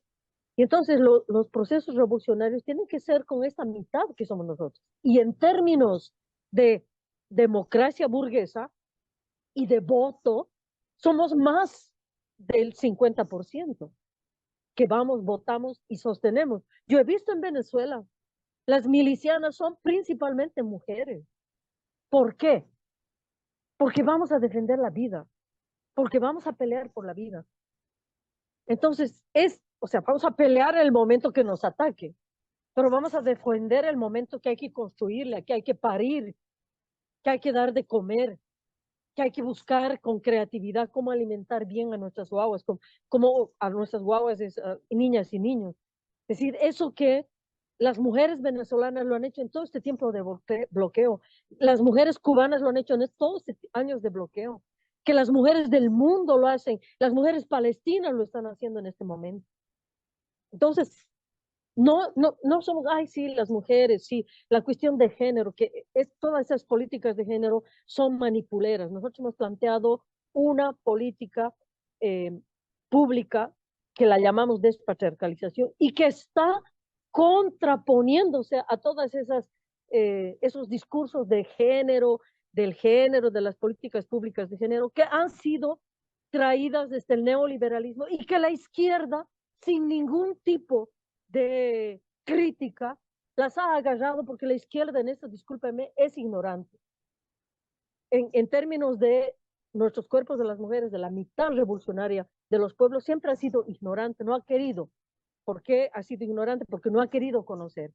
Y cuando le cae la papa caliente, agarra lo que tiene y lo que tiene es lo que han producido las ONGs, el neoliberalismo, y eso es lo que está de moda. En Bolivia hemos producido una interpretación, un posicionar políticas públicas de procesos revolucionarios, procesos de cambios revolucionarios, que es la despatriarcalización, epistémicamente, digamos, separadas, haciendo una ruptura epistémica con esos feminismos que hoy también son liberales, neoliberales y de derecha.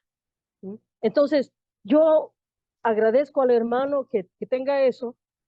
Venezuela, por otro lado, pueblo organizado, pueblo, qué pueblo tan lindo, abierto a escuchar, abierto a entender, abierto a discutir. Pucha, qué cosa más linda.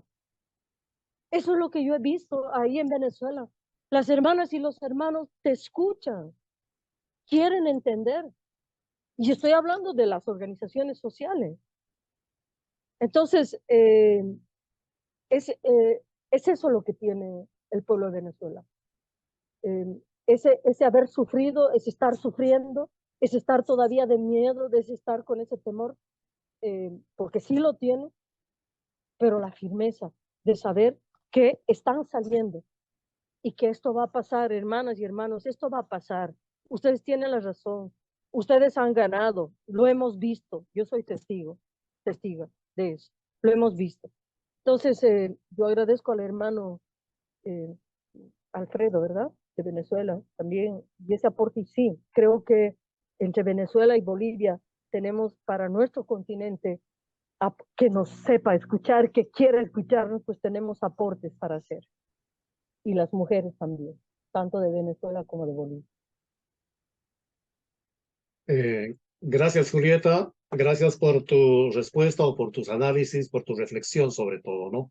Creo que tienes mucha razón cuando dices la mujer no es un sector, no es un grupo social dentro de los muchos grupos sociales, sino es la mitad de cada pueblo y es la mitad de un cuerpo. Y yo creo que esa es la correcta visión que se tiene que tener de esto. Últimamente vemos que también las mujeres, desde este poder patriarcal, desde este poder de élite, ¿no? Que es muy patriarcal, donde está evidentemente Elon Musk y el otro, el Biden y todos ellos, incluida la Hillary Clinton, ellos desde ese mundo muy patriarcal utilizan ahora, instrumentalizan a la mujer, ¿no? Entonces se ocupan de poner mujeres en puestos claves, por ejemplo, militares, ¿no? Pero de tipo genocida, y van y bombardean con una mujer mediante.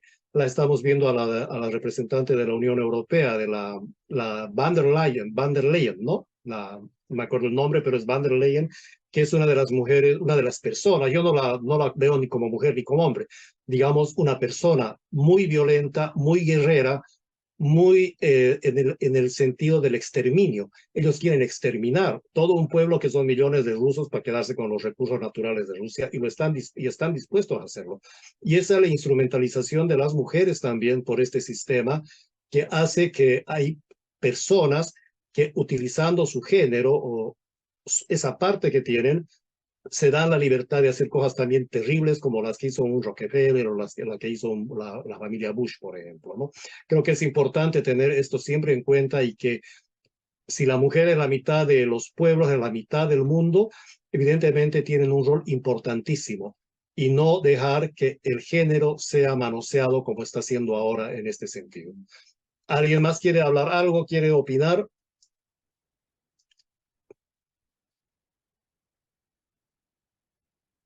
Tal vez si ya no hay más que conversar, está todo. Sí, Emiliano. No, yo no hablé, pero sí quiero, ya que me dan la palabra, Claro que sí. agradecer a Julieta, a Alfredo, a todos los que están acá. Me voy a llevar esta apreciación tuya, Julieta, hacia la familia de Sebastián Moro. De hecho, le estoy escribiendo con tu apreciación. Y bueno, invitarlos. El mes que viene hacemos un seminario virtual que seguramente el Pensamiento Siglo XXI va a estar participando, Mi Palas por el Mundo, el comité, que es en realidad una segunda edición de este seminario virtual que hicimos post golpe de Estado en Bolivia, el 19 del 2019, sobre política internacional con eje en las democracias en América Latina y todo lo que nos está pasando con esta discusión sobre la democracia o qué es lo democrático, quiénes son los democráticos, quiénes son las dictaduras. Pero con panelistas muy importantes, va a estar probablemente Eugenio Farón, y va a estar nuestra compañera la Heredia de la Comisión de la Verdad de Bolivia.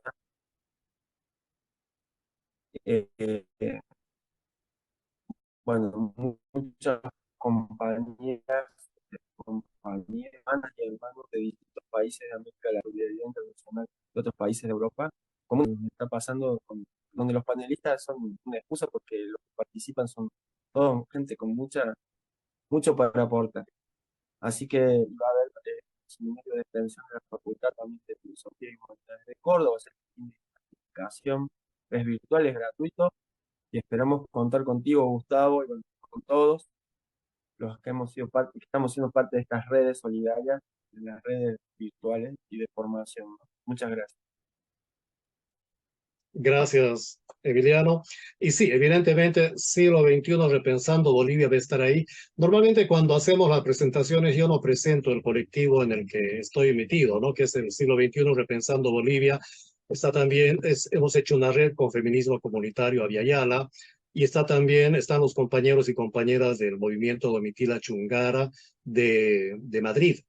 Y hay muchas redes internacionales que nos hemos aunado durante el golpe y que permanecemos en el tiempo y en las actividades. Y creo que es muy importante reforzar este tipo de actividades, este tipo de redes, porque de alguna manera nos sostenemos, divulgamos lo que se tiene que divulgar, y lo que nos dice Emiliano, que en un mes más o menos van a tener este foro, foro de discusión, me parece importantísimo. Por supuesto que el siglo XXI Repensando Bolivia estará presente y hará todo lo posible por transmitir también todo eso, ¿no? Creo que ahora se han conocido Julieta y Emiliano en esta oportunidad. Un buen encuentro que espero que también se haga parte de más intercambios de redes, porque es necesario. Tenemos que crear una red también internacional para poder divulgar y para poder mostrar las cosas que no se muestran en el resto de los medios de comunicación. Sí, Bueno, Julieta. querido Gustavo, agradecerte, hermano, tu consecuencia, tu insistencia, tu estar ahí. eh, esa es nuestra generación, hermano. No, esa es nuestra generación. Estamos siempre ahí, como tenemos que estar, como militantes, como soñadoras, como soñadores. Y eso es lo que tú eres, querido Gustavo. Agradecerte, hermano, agradecer al hermano y compañero Daniel, a Alfredo, que también es de Venezuela, y a las hermanas y hermanos, son 14 o 13 participantes, menos yo, ¿no? Que están aquí también a través del Zoom, y seguramente en el Facebook habrá muchos más y muchas más. Agradecerles, hermanas y hermanos.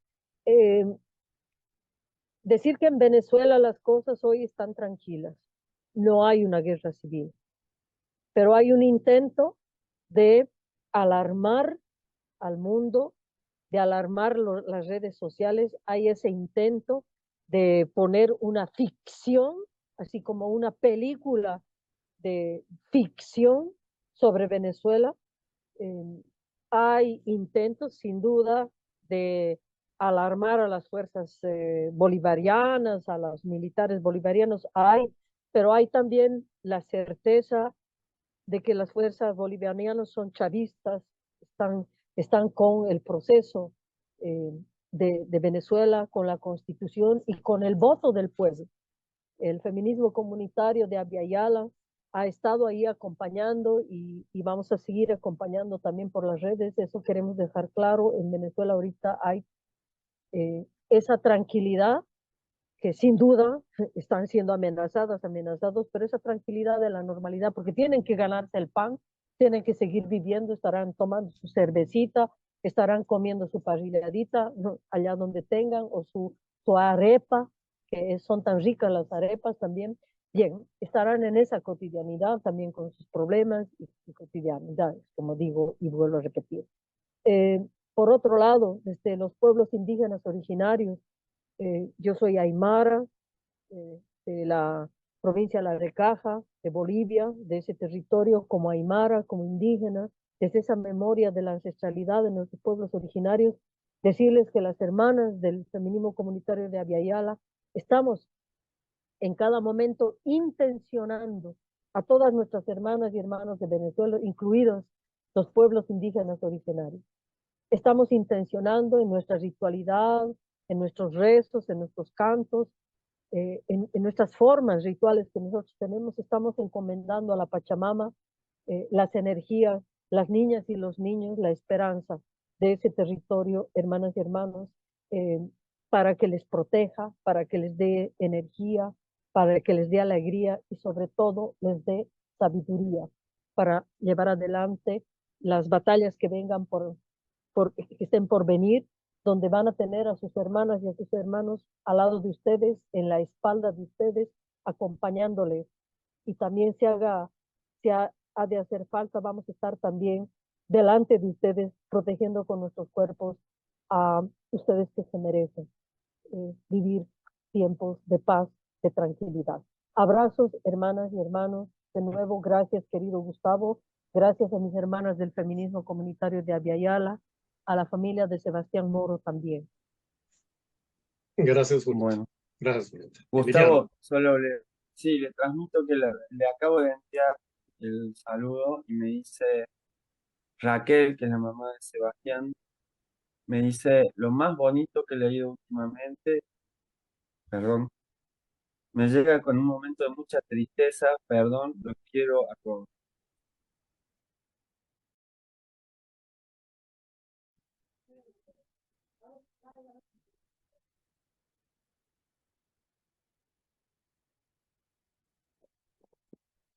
Hola,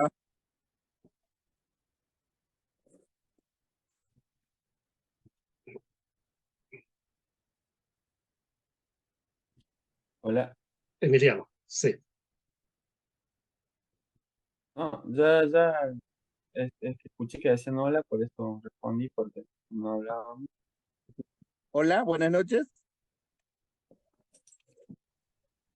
Hola, Ceballos Rubén. sí, sí, ¿cómo le va? Un gusto saludarla. Sí, mi nombre es Rubén Ceballos, soy de la provincia de Jujuy. Mi trabajo es hacer trabajos sociales, por eso que siempre trato de participar en este tipo de reuniones. Eh, Me reconozco como originario o descendiente de pueblos originarios. Trabajamos aquí en San Salvador en una comunidad originaria. Acompañamos más que trabajamos. Yo quisiera hacer un pedido, ¿no? O sea, fundamento, ¿por qué es el pedido? Si en algún momento, de alguna forma, podríamos dejar de usar el término indios o indígenas, porque nosotros hemos visto, por ejemplo, en Jujuy, que, tenemos el ingenio Ledesma, teníamos Altos Hornos Zapla, tenemos las minas, y hace 70, 80, 90 años más o menos, mucha gente desde las distintas localidades de nuestra provincia se trasladaron, luego se fundaron este tipo de ciudades. Y hoy, por ejemplo, esa gente que son descendientes de originarios que vinieron a trabajar en esos territorios, en estos nuevos territorios, vos vas y le hablas de indios y no se reconocen como indios, porque en aquellos tiempos era como discriminatorio ser indio. Entonces todos hemos olvidado de dónde vienen nuestros abuelos, de dónde vienen nuestros padres. Y hoy creo, por ejemplo, en Argentina, hoy te podés reconocer de distintos géneros. Entonces, reconocerse como originario estaría bueno. Y eso sería como un pedido de ver cómo podemos dejar, yo creo y siento que seguir reconociéndonos indios sería como seguir siendo colonizados o seguir estando colonizados. Así que bueno, eso sería uno de mis propuestas. No sé si en algún momento se podría trabajar sobre eso, si es necesario, no estoy diciendo, sino que con el tiempo, como digo, yo he notado que hablamos de originarios o descendientes, hoy ni siquiera hay originarios, muchos ya somos mezclas de criollos, de gauchos, con originarios. Los originarios ya son muy poquitos, por lo menos donde yo conozco. Hace 30 años más o menos, 40, cuando nos enseñaban en Argentina, por ejemplo, la A era, o la E, por ejemplo, enano, la U era uva, y la I era indio. Entonces todos hemos reconocido que un indio tenía en la cabeza una pluma, estaba el resto del cuerpo pelado y tenía un taparrabo que les llamaba. Y después cuando estudié en el secundario, la profe de geografía nos dice, y más la de historia, después nos dice, mire, en estos lugares aún quedan indios. Y yo más o menos tenía noción del territorio y digo, bueno, pero si yo he nacido en ese territorio, yo vivía en esa parte donde la profe ponía el dedito y decía, en estos lugares aún quedan indios. Y digo, pero si yo he nacido ahí y no me he visto no tengo la pluma en la cabeza, tampoco andaba tapado, sino que tenía un pantalón, una camisita. Entonces ahí he visto que como que el ser indio está destinado a ser de un espacio pequeñito. Y no, yo creo que todos, en Jujuy por lo menos, el 99%, el 90% somos descendientes originarios. Creo que en la Argentina, si sumamos, debemos ser el 60, 70% descendientes. Pero muchos no nos reconocemos descendientes por el hecho de que todavía usamos la palabra indio. ¿Se escucha? ¿Sigo en Sí, el sí, aire? sí. Sí, sí, claro Sí, que así se que escucha. y después tendríamos otro tema, no sé si nos queda tiempo, si no me avisa, ya Creo tenemos que que cortar. ya estábamos terminando la charla. Sí, sí, sí. Sí. Bueno, lo último, después lo que he visto que nosotros siempre andamos por detrás de las cosas. Por ejemplo, Gustavo, en yo me Argentina, despido, hermano. Bueno, Ya, chao, chao. Julieta, sí, Julieta tiene que hacer cosas, tenía un tiempo limitado. sí, Sí, por último, lo que veo que, por ejemplo, en Argentina se sancionó en el 90 la ley de territorio donde se tenían que reconocer las tierras de los originarios, por ejemplo, ¿no es cierto? Pasaron 90, hasta ahora como 30 años, y no se hizo en la práctica. Cuando nosotros en la Argentina tuvimos un gobierno como el de Cristina, tuvimos un gobierno como el de Kirchner, y no funcionó. Y otra que nosotros, lo que también se ve, que no estamos trabajando en que, por ejemplo, a Kirchner le fue bien dejando un gobierno que era Cristina. Pensaban lo mismo, hicieron casi lo mismo, se profundizó, ¿no es cierto? Pero Cristina cuando tuvo que abandonar ese gobierno, no había otra persona con la misma capacidad. Lo mismo veo que pasó con Evo, lo mismo veo que pasa con Maduro, o sea, no hay a quien pasarle el mando con esas mismas ideas. Y nosotros veo que vamos siempre de atrás. Ahora estamos renegando porque nos están quitando los territorios, están privatizando el oro que hay bajo la tierra, aquí en Argentina, ¿no es cierto? Lo mismo debe pasar en otros países, pero teniendo esa oportunidad de haber hecho las cosas, no las hicimos cuando nos toca. Así que eso también sería algo para pensar, ver cómo nosotros vamos proponiendo antes que ir como de atrás, sino que nosotros vamos marcando agenda. Así que agradecerles por haberme escuchado, agradecerles por la oportunidad y bueno, trataremos de participar en este tipo de reuniones. Gracias, Rubén, por tu participación. Y sí, son temas muy importantes que pesan mucho en la conciencia, en la configuración de este continente, ¿no? Yo te puedo decir que en Bolivia el 90% de la gente o más es de origen muy, muy originario. O sea, en Bolivia no hay nadie que no tenga sangre blanca. Todos somos indígenas, yo siempre digo eso. Todos somos indígenas con algo de sangre blanca por el pasado, ¿no? Que no pudimos escapar a eso. Yo creo que en muchos lugares de América en general somos de origen originario, somos originarios y tenemos algo de sangre blanca porque, bueno, por todo lo que sucedió, por la historia de la invasión, la conquista. Es un tema muy complicado, muy todavía a discutir y creo que este conversatorio era más o menos sobre Venezuela y la realidad de las elecciones y lo que estaba pasando al respecto. Es un tema que hay que discutirlo y lo vamos a abordar seguramente. Hay gente que habla mucho del tema, ¿no? Así que muchas gracias en todo caso y yo creo que hasta acá llegamos y nos vamos despidiendo. Gracias a todos por su participación y vamos a seguir haciendo este tipo de charlas y tenemos un largo camino por recorrer todavía. Muchas gracias y estamos hasta la próxima entrega de algún otro tema importante, ¿no? Muchas gracias. Hasta luego. Cierro la sesión. Muchas gracias. Muchas gracias por todo. Gracias, gracias. Abrazos a todos. Muchas gracias. Saludos. Gracias. Saludos, hermanos, desde Hasta Brasil. luego, Bruno. Chao, Bruno. Suerte en todo. Gracias. Saludos, muchas gracias.